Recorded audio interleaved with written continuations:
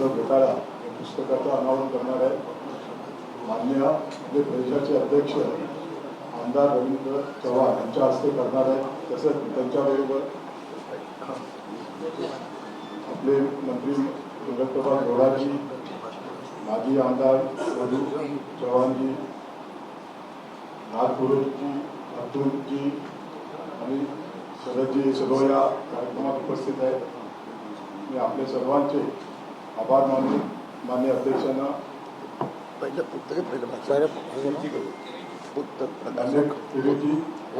पुस्तकाबद्दल प्रकाशन करू. पहिले प्रकाशन माननीय मी प्रदेश अध्यक्ष श्री विनोदबाळांना विनंती करतो की ते पुस्तकाला प्रकाशन करा.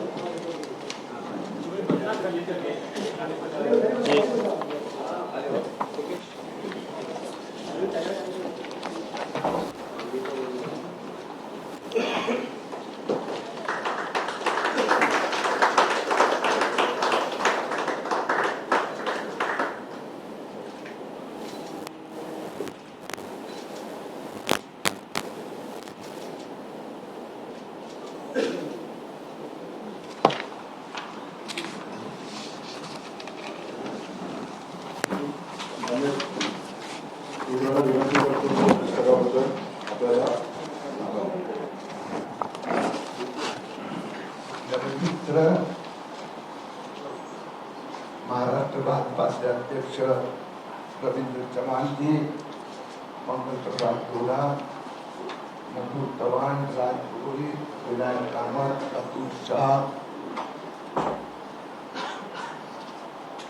शरद भाऊ,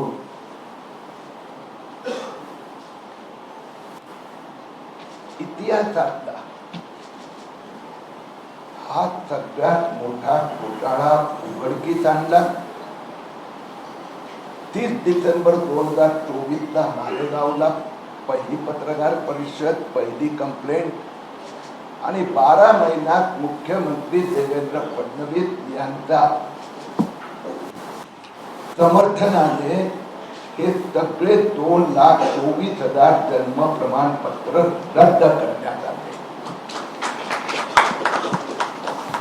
यात 97% बांगलादेशी घुसखोर रोहिंग्या मुस्लिम, वय 25 ते 65, 31 ठिकाणी FIR झाले. आतापर्यंत 5,000 घुसखोर बांगलादेशी रोहिंग्या अपात्र लोकांची आरोपी अटकही करण्यात आली, बेलवर पण सुटले आहेत. मुंबईतला घोटाळा आत्ताच बाहेर आला. मुंबई महापालिकेच्या आरोग्य विभागाचे 3 अधिकारी सस्पेंड झाले. मुंबईत पण 1,000 असे जन्म प्रमाणपत्र हातात आले आहे. पत्रकारांनी विचारतात किंवा जो उबाटा असो, राहुल गांधी असो, शरद पवार असो, MIM असो, समाजवादी पार्टी, या सगळ्यांचे मुस्लिम नेते विचारतात इसमें बांग्लादेशी कौन है. मी त्यांना प्रश्न करतोय इसमें भारतीय कोण आहे. हे 2,24,000 अर्ज केला की माझ्याकडे भारताचं जन्म प्रमाणपत्र नाहीये आणि अर्जासोबत एकही पुरावा नाही, एक पण नाही. आईचं जन्म प्रमाणपत्र नाही, वडिलांचं नाही, भावाचं नाही, बहिणीचं नाही. गेली 44 वर्ष 50 वर्ष काय करत होतो त्याचं काही कागदपत्र नाही. अर्जासोबत आधार कार्ड जोडलंय का आधार कार्ड वर एक जन्म तारीख आणि अर्ज शपथपत्रात दुसरी जन्म तारीख. म्हणून या सगळ्यांवर पहिली कारवाई, अटक आणि नंतर त्यांना महाराष्ट्र पोलीस विचारणार की तू कुठला आहे.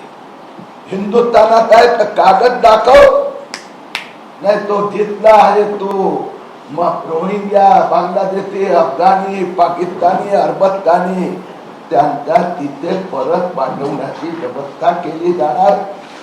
2025 मध्ये महाराष्ट्राचा जन्म प्रमाणपत्र घोटाळा आम्ही मार्गी लावला.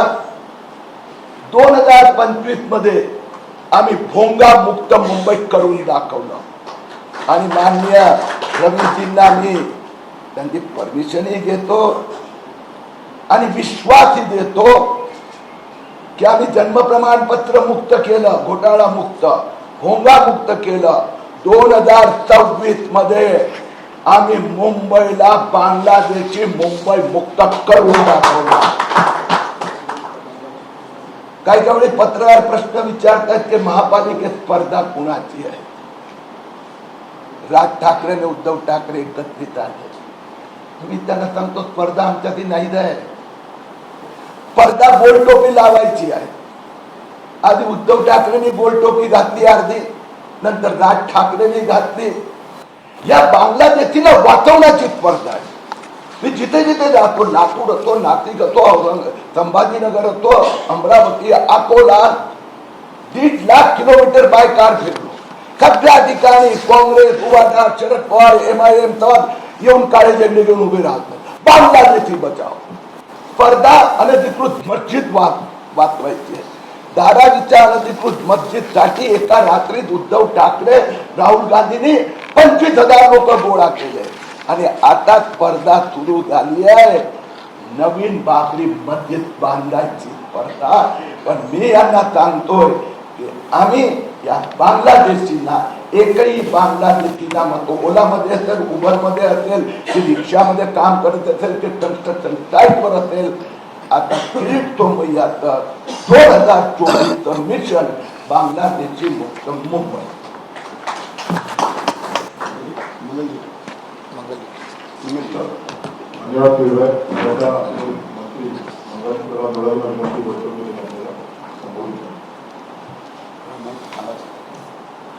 आदरणीय महाराष्ट्र भाजपा के लोकप्रिय अध्यक्ष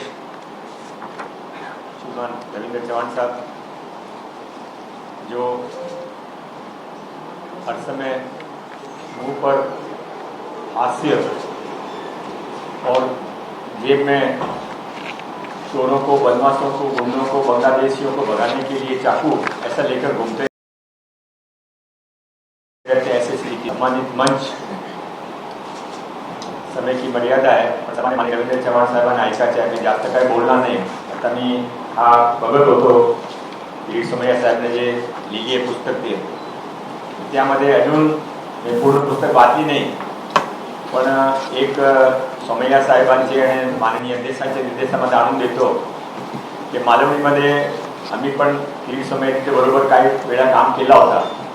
तो तिथे एक जे माझ्या लक्षात आला ते इथे ते येऊन फर्जी खोटे जन्मपत्र बनवता, आधार कार्ड बनवता, सर्व करता. पण एक अजून त्याचा प्रकार आहे, ते बंगालमध्ये जे बांगलादेश आणि बंगालची सीमा आहे, तिथे पूर्वी कम्युनिस्टाचा राज होता, आता ते आतंकवादी ममता बनर्जीचा राज्य आहे. तर त्याने तिथे आपले वोट बँक बनवण्यासाठी एक सेंटर उभे केलेले आहे. प्रत्येक डिस्ट्रिक्टमध्ये 10 पेक्षा जास्त सेंटर आहे. तिथे आल्यानंतर त्याने जुने जन्मपत्र बनवून देतात बंगालच्या. नंतर त्याने ते स्कूलमध्ये घेऊन, स्कूलमध्ये त्या हायस्कूलमध्ये त्याचं शिक्षण झाला होता, त्याच्या वडिलांचं पण शिक्षण झाला होता, असा सर्टिफिकेट तयार करून देतात. आणि नंतर त्याने इथे मुंबई, आसाम कुठे कुठे पाठवायचे ते पाठवतात. हे जे काही प्रकार चालला आहे, असा माननीय किरीट सोमय्या साहेबांना माझी रिक्वेस्ट आहे की आता पुढच्या 1 वर्षामध्ये बंगालमध्ये पण आहे, तुम्ही त्यांच्या ते मार्गदर्शन तिथे आपण एक वेळा व्हिजिट करावा. हे काही तिथे प्रकार तिथे चालला आहे त्याच्यासाठी पण आम्हाला मार्गदर्शन करावा, काय करायचं. मी आता मला बोलणं संपण्यापूर्वी आपल्या सर्वांच्या निर्देशनामध्ये फक्त एक गोष्टी आणून देतो आणि तिथे माझं संपवतो. ते गोष्टी आसामची. आसाममध्ये आपल्या सर्वांना माहिती असेल की 35 वर्षापूर्वी आंदोलन सुरू झाला होता. रोहिंग्या भगाव, बांगलादेशी भगाव, घुसपेटी भगाव. 12 वर्ष ते आंदोलन चालला. 7-8 हजार लोकांना आपले बली दिला. नंतर तिथे AGP असम गणपतीची सरकार आली आणि आसाम वाचला. आज मुंबईमध्ये आपले सर्वांना मुंबई वाचवण्यासाठी, महाराष्ट्र वाचवण्यासाठी, देश वाचवण्यासाठी माननीय मुख्यमंत्री देवेंद्र फडणवीस साहेबांनी जे ऐलान केलं आहे की मी रोहिंग्या बांगलादेशी मुक्त महाराष्ट्र करणार आहे, हे काम पण सुरू झालं आहे. 2000 पेक्षा जास्त रोहिंग्या बांगलादेशी मागच्या 1 महिन्यामध्ये परत पाठवण्यात आलेलं आहे. त्यांच्या कामासाठी फक्त माननीय देवेंद्रजीचं काम नाही आहे, फक्त माननीय किरीटजी किंवा माननीय रवींद्र चव्हाणजीचं काम नाही आहे, आपलं सर्वांचं काम आहे. असं समजून त्या काममध्ये आपण डोंगरा होण्याने काम करावा अशी विनंती करतो. किरीटीने अतिशय चांगली पुस्तक लिहिली आहे. किरीटी एक चलता फिरता न्यायालय आहे, चलता फिरता पार्टी कार्यालय आहे. ते जिथे जातात त्याने लगेच त्यांच्या मनामध्ये येतो आता आमचे दिवस संपले, तर त्या मुंबईमध्ये रोहिंग्या बांगलादेशी हे दिवस संपले, आपला दिवस परत आला. किरीटीने बहुत बहुत बधाई, धन्यवाद.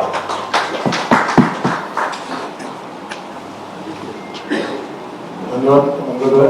मी आपल्या परिवाराचे अध्यक्ष रवींद्रनाथ चव्हाणांना विनंती करतो की त्यांनी आपल्याला नाव द्यावे. नमस्कार. खरं तर आज किरीट भाई यांनी संपूर्ण देश हा भरामध्ये सर्वांना एक पुस्तकाच्या रूपाने बांगलादेशी घुसखोर जे संपूर्ण देशभरामध्ये कशा पद्धतीने त्यांची घुसखोरी झालेली आहे. एक वेळेला अनेक जणांनी याची चर्चा केली, अनेक जणांनी या संदर्भामध्ये भाषणंही केली आणि भाषणं विशेष करून त्यावेळच्या काळामध्ये स्वर्गीय बाळासाहेबांनी सुद्धा अनेक वेळेला त्यांच्या भाषणांमध्ये या सर्व गोष्टीचा सातत्याने उल्लेख केला. परंतु या सगळ्या गोष्टीला खऱ्या अर्थाने पुढे नेणं हे गरजेचं होतं आणि मी किरीटभाई यांचं नेहमीच त्यांनी केलेलं प्रत्येक काम किंवा ज्याला खोज म्हणतात, प्रत्येक गोष्टीमध्ये शोध करणं आणि त्या शोधाच्या अंती एखाद्या निष्कर्षापर्यंत जाणं हे किरीटभाईंच्या स्वभाव गुण आहे आणि त्या स्वभाव गुणामुळे अनेक वेळेला ते चर्चेमध्ये सुद्धा येत असतात. परंतु राष्ट्रहित हे जोपासलं गेलं पाहिजे. पारदर्शकता हे निर्माण झाली पाहिजे. हे सातत्याने विचार करणारे असे किरीटभाई आणि 2024 पासून खरं तर लोकसभेच्या निवडणुकीच्या नंतरच या सगळ्या गोष्टीला थोडासा अधिक वेग द्यावा या दृष्टिकोनातून किरीटभाईंनी या सगळ्याची सुरुवात केली आणि मालेगाव या भागांमध्ये त्यांनी त्याचा प्रथम त्या सगळ्या गोष्टीचा विचार केला की हे नक्की कशा पद्धतीने त्या ठिकाणी वाढणारी लोकसंख्या आणि सातत्याने ते दृष्टीपथास येत आहे, हे कशामुळे येत आहे हे जेव्हा त्यांच्या लक्षात आलं तेव्हा त्यांनी त्या ठिकाणी ज्या पद्धतीने विचार करायला सुरुवात केलं. खरं तर त्यांचं कौतुक यासाठी करायला हवं की हे संघर्षमय असं काम आहे. हे काम करत असताना जोखीमही तेवढीच आहे. कारण जोखीम यासाठी मी म्हणेन की एखादा राजकारणामध्ये काम करणारा ज्या वेळेला भाषणांमध्ये आरोप करू शकतो, परंतु प्रत्यक्षात जाऊन त्याचं इम्प्लिमेंटेशन करणं, त्या कार्यालयात जाऊन बसणं, त्या कार्यालयांमध्ये असणारी ती यंत्रणा योग्य प्रकारे काम करते किंवा नाही करत आहे, करत नसेल तर तिच्यामध्ये असणाऱ्या त्रुटी काय आहेत, या सगळ्या गोष्टी तपासून त्यामध्ये असणारे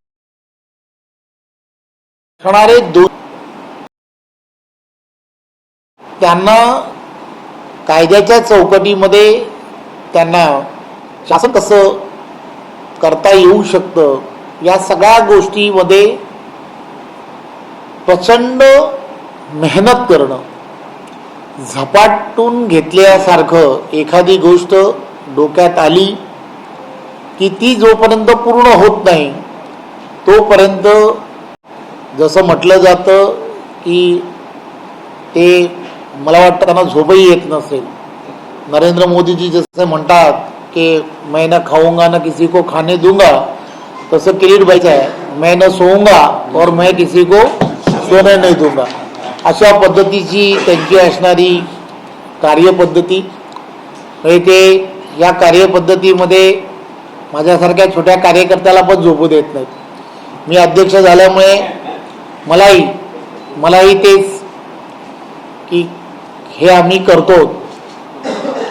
एक कार्यकर्ता म्हणून एक पार्टीशी असणारी त्यांची निष्ठा आणि या सगळ्या गोष्टीमुळे माझ्यासारख्या छोट्या कार्यकर्त्याला सुद्धा या सगळ्या गोष्टीमध्ये थोडंसं काय होईना मी हे करतो आहे अशा पद्धतीचा एक सांगत राहणं आणि त्यामुळे त्याच्याबद्दल बऱ्याच वेळेला विचार करणं की किरीटबाई थोडंसं सांभाळू. परंतु निडर तमा न बाळगता ज्या ताकदीने 31 पेक्षा जास्त ठिकाणी त्यांनी FIR या संदर्भात नोंदवले.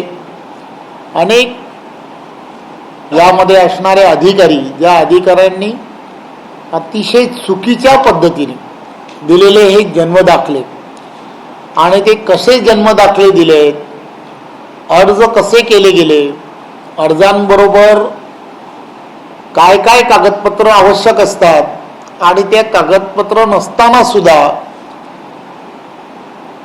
कोणत्या प्रकारे आणि काय घेऊन देऊन तुम्ही घेतले किंवा दिले हे सगळं याची पूर्ण सखोल अशी त्या ठिकाणी चौकशी होणं, या सगळ्या गोष्टी फार अपेक्षित होत्या. बऱ्याच अधिकाऱ्यांना या सगळ्या विषयांमध्ये जे केलेलं त्यांचं चुकीचं काम होतं, त्या चुकीच्या कामांमुळे बऱ्याच जणांना वरती कारवाईही झाली आहे, याची आपण सर्वांना कल्पना आहे. परंतु हा सगळा केलेला जो एवढ्या दिवसाचा असणारा विषय हा समाजापर्यंत आणि विशेष करून पूर्ण देशभरामध्ये याची सर्वाची माहिती असणं अत्यंत गरजेचं आहे. खरं तर ही भीतीच निर्माण जी होती किंवा ही जी भीती आहे की अधिकाऱ्यांनी ज्या पद्धतीने ही प्रमाणपत्र देण्याची एक बोडस ऑपरेंटी ज्याला म्हणतात, ही मोठ्या प्रमाणामध्ये आहे. ते कोणालाही घाबरत नाहीत आणि कोणालाही अशी प्रमाणपत्र देतात, हे किती चुकीचं आहे. आणि जवळजवळ आत्ता जेव्हा लक्षात आलं आहे तेव्हा जवळजवळ 2 लाख 2.5 लाखापेक्षा जास्त जणांना अशी प्रमाणपत्र दिली आहेत. ही फक्त किरीटबाईंनीच शोधलीत. तर असं काही करता येऊ शकतं का की या सगळ्या विषयांमध्ये खरंच हे जन आंदोलन उभं राहू शकतं का, की आपण आपल्या भागांमध्ये ज्या ठिकाणी राहतो त्या भागांमध्ये नव्याने आलेली अशी काही मंडळी की ज्या मंडळींना आपण ओळखतही नाही, परंतु ही सगळी मंडळी ज्या पद्धतीने त्या ठिकाणी राहतात त्यांना सगळ्यांना तिथले असणारे पोलीस डिपार्टमेंट असेल किंवा तिथली असणारी सगळी जणं, मग तो लोकप्रतिनिधी असेल, या प्रत्येकाने त्याचा थोडंसं का होईना विचारपूस करणं, जाब विचारणं आणि नसेल तर त्याला त्याच्या देशामध्ये परत पाठवण्याची एक प्रक्रिया यामध्ये सुरू होऊ शकते का.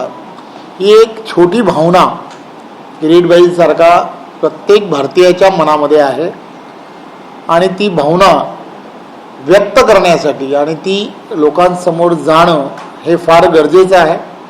आणि मला असं वाटतं की प्रत्येक भारतीयाने आणि प्रत्येक पॉलिटिकल पक्षाने सुद्धा की जो या ठिकाणी आपल्या देशामध्ये काम करतो आहे, भारतीय संविधान मानतो आहे, त्या सगळ्यांनी प्रत्येकाने ही जी किरीटबाईंची भूमिका आणि त्या भूमिकेमध्ये त्यांनी केलेला हा जो शोध आहे की हे जन्मदाखले जे आहेत बांगलादेशी घुसखोरींचे हे बोगस आहेत आणि त्यामुळे त्या बोगस जन्मदाखल्यावाल्यांना किंवा हे जे घुसखोर आहेत त्यांना पुन्हा त्यांच्या देशांमध्ये पाठवलं पाहिजे. या भूमिकेबरोबर मला असं वाटतं आपण सर्वांनी त्या भूमिकेबरोबर राहिलं पाहिजे आणि आज त्या सर्व पुराव्यानिशी असणाऱ्या काही कागदपत्रांसकट ज्या पद्धतीने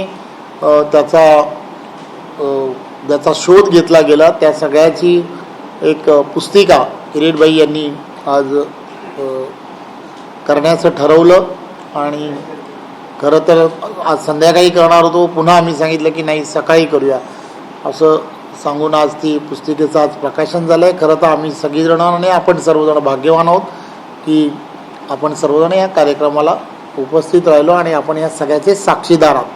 खूप खूप धन्यवाद. मात्र ज्या पद्धतीने गेल्या काही दिवसांपासून बोगस मतदानाचा देखील एक वारंवार उल्लेख होतो, दुबार मतदान असते. आताच जर सांगितलं असेल तर 1000 बांगलादेशी मुंबईमध्ये पाहायला मिळतात. त्यामुळे ही सगळी बोगस मतदान आहे का आणि त्याचा फटका पडतो? एक खरं तर बोगस आणि या सगळ्या विषयांमध्ये मोठ्या प्रमाणामध्ये सर्व ठिकाणी याची जी चर्चा आहे आणि या सगळ्या प्रक्रिया ज्या आहेत त्या प्रक्रियेमध्ये त्या ठिकाणच्या असणाऱ्या प्रत्येकाने, मग तिथला असणारा लोकप्रतिनिधी असेल, तिकडच्या असणाऱ्या कार्यकर्त्यांनी यांनी सर्वांनी यामध्ये विशेष मोहीम ही तयार करणं हे अत्यंत गरजेचं आहे असं मला वाटतं. आणि असे तिथले असणारे BLO असतील किंवा या सगळ्यांनी खरं तर त्यामध्ये अतिशय चांगल्या पद्धतीने जर या सगळ्या गोष्टीकडे लक्ष दिलं किंवा ज्याला म्हणतो ऑब्जेक्शन्स ज्या पद्धतीने तिथले असणारे कार्यकर्ते किंवा जे घेत असतात त्याच्यावरती जर सतर्कपणे काम केलं तर ह्या सगळ्या प्रक्रियेमध्ये नक्की या मतदार याद्या चांगल्या होण्यामध्ये किंवा पारदर्शक होण्यामध्ये त्याचा फार मोठा फायदा होईल असं मला वाटतं.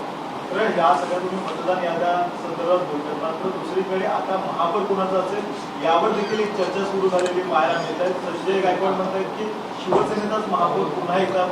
आज आपण फार चांगल्या राष्ट्रहिताच्या दृष्टिकोनातून जे महत्त्वाचा विषय आहे की जो बांगलादेशी घुसखोर या विषयावरती आज आपण इथे एकत्र जमलो आहोत.